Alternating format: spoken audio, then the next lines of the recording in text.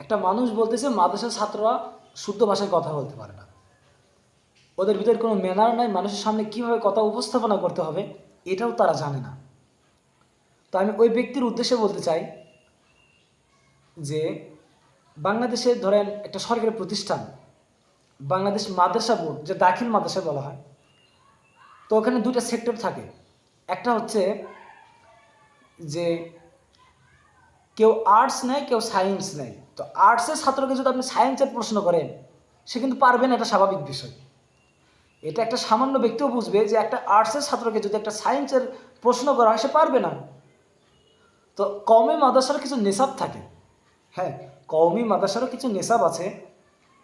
কোনো নেশাবে বহিরাগত বই পড়ানো হয় এবং কোনো নেশাবে বহিরাগত বই পড়ানো হয় না।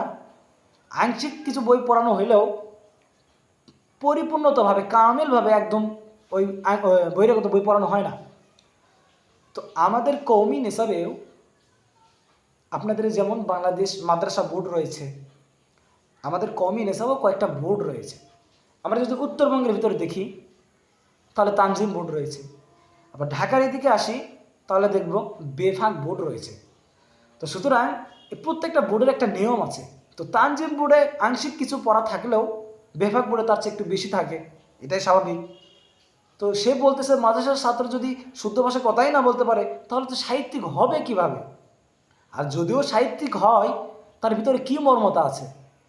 তো আমি বলতেছি ভাই, যেটা যে লেভেলে, তাকে সেই লেভেলে প্রশ্ন করবেন। যদি আর্টসের ছাত্রকে আপনি সায়েন্সের প্রশ্ন করেন, সে অবশ্যই পারবেন, এটা শিওর। তো সায়েন্সের ছাত্র, সে অবশ্যই সায়েন্স পাবে, তার সেই বিষয়ে যোগ্যতা রয়েছে। সুতরাং আমরা যে বিষয়ে পারদর্শী সেই বিষয়ে আমাদের সঙ্গে লাগেন, চ্যালেঞ্জ করেন, আসেন। যে বিষয়ে পারদর্শী না সেই বিষয়ে তো চ্যালেঞ্জ করলে পারা যাবে না। কারণ একটা কওমি মাদ্রাসার ছাত্রদেরকে যেটা গুরুত্ব দেওয়া হয় সেটা হলো কুরআন হাদিসের জ্ঞান, এবং পাশাপাশি বহিরাগত দিনই এলেম দিনই জ্ঞান শেখার জন্য কিছু আংশিক বই থাকে।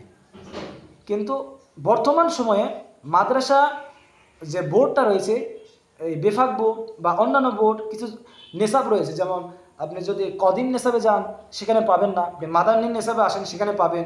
আরও অনেক অন্যান্য নেশাব তৈরি হয়েছে, যেসব নেশাবে নতুন নতুন বই তৈরি হয়েছে। আসেন, এই নেশাবের ছাত্রদের সঙ্গে আপনি ভাষার সঙ্গে লাগেন, আপনাকে চ্যালেঞ্জ করা বলা হবে যে তাদের সঙ্গে আপনি সাহিত্যিকের ভাষায় কথা বলতে লাগে, সে পারে কি না। তো সুতরাং 2 এর ছাত্রকে 5 এর প্রশ্ন করলে যেমন এটা এটা জাহেলি কাজ। হ্যাঁ, এটা 5 এর ছাত্রকে যদি আপনি 10 এর প্রশ্ন করেন, বা একটা 10ম শ্রেণীর প্রশ্ন যদি একটা 5 এর ছাত্রকে করেন, সে